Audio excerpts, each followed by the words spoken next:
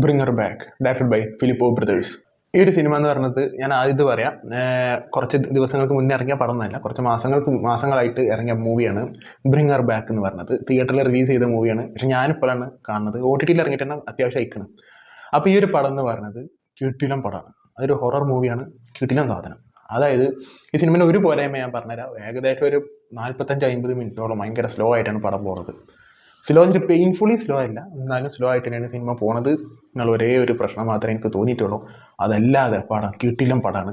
4 ക്യാരക്ടേഴ്സാണ് ഇതിലുള്ളത്. അത് സിനിമയുടെ തുടക്കത്തിൽ ഒരു സംഭവം സംഭവിക്കുന്നുണ്ട്. അതിനുശേഷം ഇത് 2 ക്യാരക്ടേഴ്സ് വേറൊരു വീട്ടിലേക്ക് പോവുകയാണ്. അപ്പോൾ നിങ്ങൾ വിചാരിക്കും വീട് മാറി വീട് മാറി പോയിട്ട് അവിടെ പോണ്, ആ വീട്ടിൽ പ്രേതം ഉണ്ടാവും. ഒന്നുമല്ല. ഈ ഒരു സിനിമ എൻറ്റയർലി ഡിഫറെൻ്റ് ആണ്. സംഭവം ശരിയാണ്, വീട്ടിലേക്ക് പോകുന്നുണ്ട്, അവിടെയാണ് കുറച്ച് കാര്യങ്ങൾ സംഭവിക്കുന്നത്. പക്ഷെ ഒരിക്കലും ക്ലീഷേ സംഭവമാണെന്നുള്ളത് നിങ്ങൾക്ക് ആർക്കും പറയാൻ പറ്റൂല. സിനിമ കണ്ടു കഴിഞ്ഞാൽ അത്രക്കും വെൽ മെയ്ഡ് മൂവിയാണ് ബ്രിങ് ഹെർ ബാക്ക് എന്ന് പറയുന്നത്. അതേപോലെ തന്നെ പെർഫോമൻസ് ഇതിലൊരു ഒരു തള്ളുണ്ട്.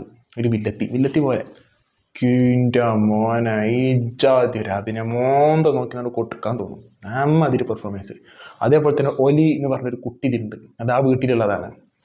ഈ വീട് മാറിയിട്ട് ഒരു 2 ക്യാരക്ടേഴ്സ് പോകുന്നുണ്ടല്ലോ, ഒരു വീട്ടിലേക്കാണല്ലോ പോകുന്നത്. ആ വീട്ടിലെ കുട്ടിയാണ് ഒലി എന്ന് പറഞ്ഞത്. നിങ്ങൾ കണ്ടറിയേണ്ട പെർഫോമൻസ്. ആ കുട്ടീനെ കാണുമ്പോൾ തന്നെ പേടിയാവും. ആ നോട്ടം, ആ ഭാവം, ആ ആറ്റിറ്റ്യൂഡ്, അങ്ങനെ ആ ക്യാരക്ടറും നീളം കുട്ടി എന്താണ് ക്യാരക്ടർ എന്ന് മനസ്സിലാക്കി ചെയ്തിട്ടുണ്ട്. അത് പൊതുവെ സീനിയർ ആക്ടേഴ്സൊക്കെയാണ് ചെയ്യുന്നത്. ഇതിലെ കുട്ടി കിട്ടുന്നതിനായിട്ട് ചെയ്തിട്ടുണ്ട്. പിന്നെ അതേപോലെ തന്നെ ഇതിൽ വീട് മാറി പോണതിൽ ഒരു ബ്രദർ ആൻഡ് സിസ്റ്ററാണ്. അതിൽ സിസ്റ്റർ പെങ്ങൾക്ക് അനിയത്തിക്ക് പൈപ്പർ എന്ന് പറഞ്ഞ ക്യാരക്ടറാണത്.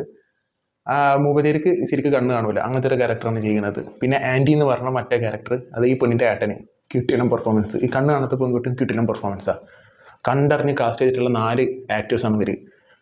അതേപോലെ തന്നെ സിനിമൻ്റെ റൈറ്റിംഗ്, ഒരേ ഒരു പ്രശ്നം നേരത്തെ പറഞ്ഞ പോലെ 10-50 മിനിറ്റോളം, അതായത് ആകെ 1.5 മണിക്കൂറുള്ളൂ. അതിൽ 50-55 മിനിറ്റോളം ഒരു സ്ലോ പേസിലാണ് പോകുന്നത്. ഒന്നും സംഭവിക്കണില്ല.